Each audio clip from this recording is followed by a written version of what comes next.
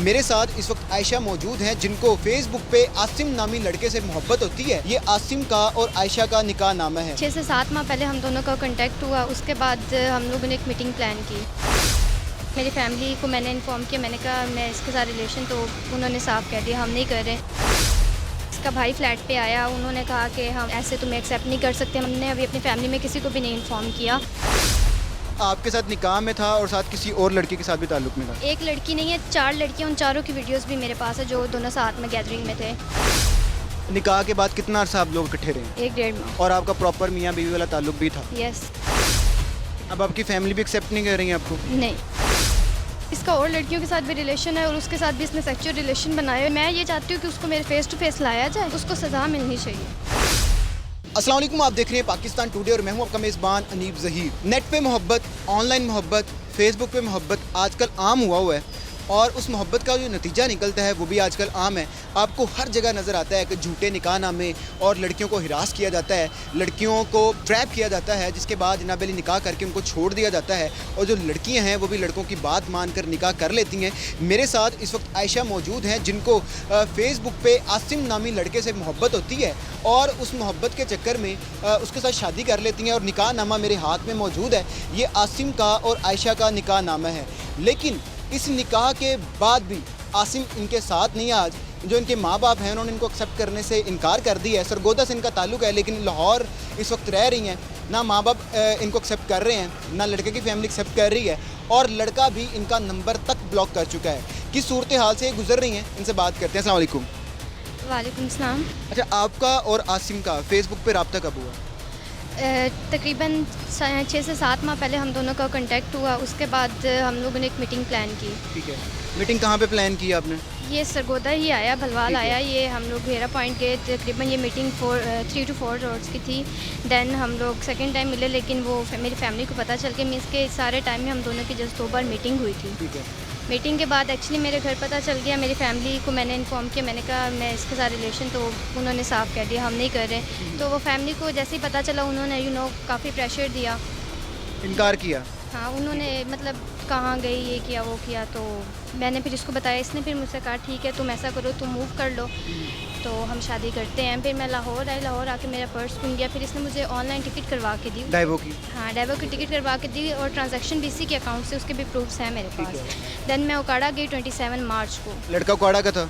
Yes, लड़का Okara Gamber का है। ठीक है। वहाँ पे हमारा निकाह हुआ ओकाड़ा के ही कोर्ट में और 28 मार्च को हमारा निकाह हुआ। उसके बाद मेरे पापा ने 2 केस किए हुए थे आसिम पर, एक अगवा का और एक जिना का। ठीक है। उसकी वजह से जो हमारा लॉयर था उसने मुझे 13 डेज़ के लिए दारुल अमान भेजा। वहाँ पे वो केस वगैरह जैसे ही क्लियर हो गए, हम लोगों ने फैसलाबाद रोड पर एक फ्लैट लिया रेंट पे। उसके भी रिकॉर्ड्स हैं मेरे। उकाड़ा में ही फैसलाबाद रोड पे? जी, ओकाड़ा फैसलाबाद रोड पे हम लोगों ने फ्लैट लिया। हम लोग वहाँ पे स्टेबल थे। मीन्स के टाइम गुजरा था, अभी 1 मंथ भी नहीं हुआ था। तो इसका भाई फ्लैट पे आया, उन्होंने कहा कि हम ऐसे तुम्हें एक्सेप्ट नहीं कर सकते। हमने अभी अपनी फैमिली में किसी को भी नहीं इन्फॉर्म किया कि तुम आसिम ने ऐसे निकाह कर लिया है। हम लोग सैयद है, हम लोगों की इज़्ज़त है। आप एक काम करो, आप घर चली जाओ, हम आपको वापस ले आएंगे। ठीक है। निकाह करके ईद के फ़ौरन बाद ही हम दोबारा आएंगे बारात लेके। मैं और आप वापस घर चली गई? हाँ जी, इन्होंने मेरा कांटेक्ट नहीं होने दिया। ये आगे से इमोशनल करते थे कि आपको आसिम की फैमिली ने आपका आसिम के साथ कांटेक्ट नहीं होने दिया, आपको वापस घर जाने कह दिया कि हम बारात लेकर आएंगे? नहीं, आसिम के साथ कांटेक्ट था। आसिम तो डेली आता था फ्लैट पे। मेरी फैमिली के साथ कांटेक्ट नहीं, ताकि मैं पूछ ना सकूं। देन ये मुझे 27 रमज़ान को आसिम वहाँ पे छोड़ के आया है। ठीक है। और उसके बाद ईद के 5वें दिन तक तकरीबन सब कुछ ठीक चल रहा था। सडनली आसिम के नंबर से मुझे कॉल आई। एक लड़की, उसकी गर्लफ्रेंड है जो कि ज़ैनब नाम की, वो इस्लामाबाद से है। उसने मतलब आपके साथ निकाह में था और साथ किसी और लड़के के साथ भी ताल्लुक में था? ठीक है। एक लड़की नहीं है, 4 लड़कियाँ। उन चारों की वीडियोस भी मेरे पास है जो दोनों साथ में गैदरिंग में थे। तो उनके साथ भी इनका सीन था। तो उसने मुझे, उस लड़की ने मुझे गालियाँ दी, मैंने उससे में आके ब्लॉक कर दिया। उसके बाद मैंने आसिम को टिकटॉक पे कमेंट किया उसकी आईडी पे कि मुझे अनब्लॉक करो व्हाट्सएप से। इसने मुझे कमेंट किया, रिप्लाई किया, मैंने तुम्हें डिवोर्स दे दिया है, अब जो है तुम्हारा मेरा कोई सीन नहीं है, मैं तुम्हारे साथ सिंसियर नहीं था। तो डिवोर्स के आपको नोटिस रिसीव हुए?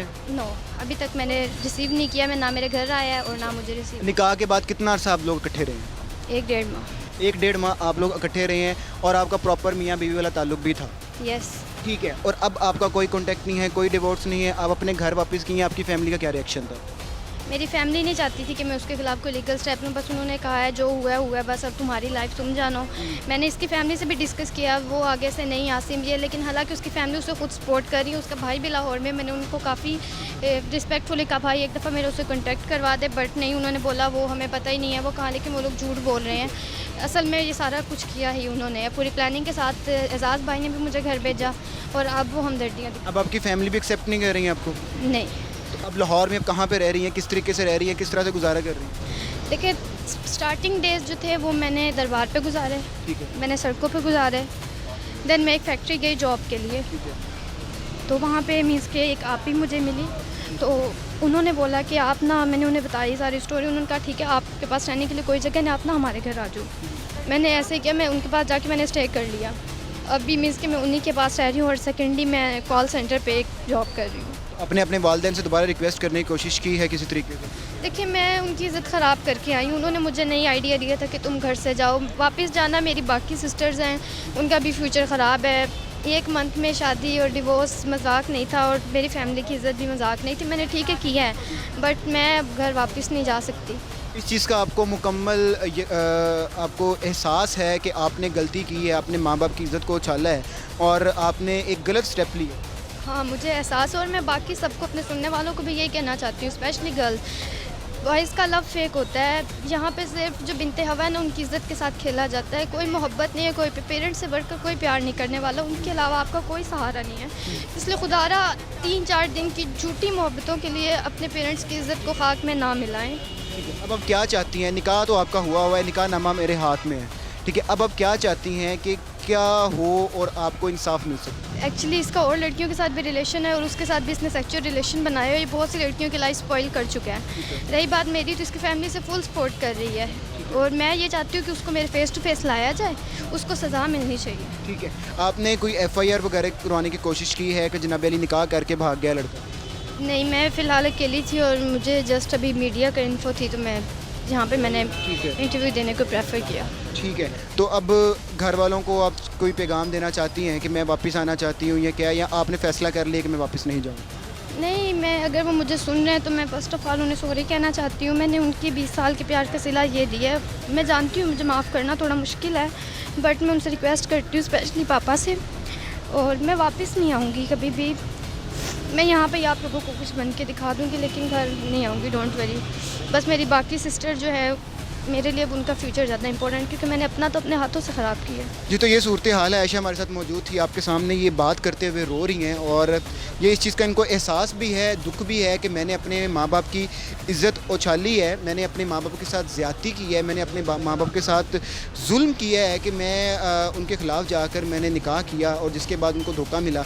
ये घर भी वापस नहीं जाना चाहते। सिर्फ ये एक पैगाम है कि जो आजकल के लड़के लड़कियां ट्रैप में आ जाते हैं, निकाह कर लेते हैं, और निकाह के बाद ये सारी सूरत हाल होती है, उनको चाहिए कि अपने माँ बाप को भी ख्याल करें और लीगल तरीके से जो कर सकते हैं वो करें। अब इसका ये कहना है कि जनाब अली ये जो निकाह है, या तो ये निकाह कैंसिल हो जाए किसी तरीके से, या वो लड़का जो दूसरी लड़कियों के साथ भी निकाह कर सकता है उसका कोई सद्देबाब हो सके। इसी के साथ मुझे दीजिए इजाज़त। अल्लाह हाफ़िज़।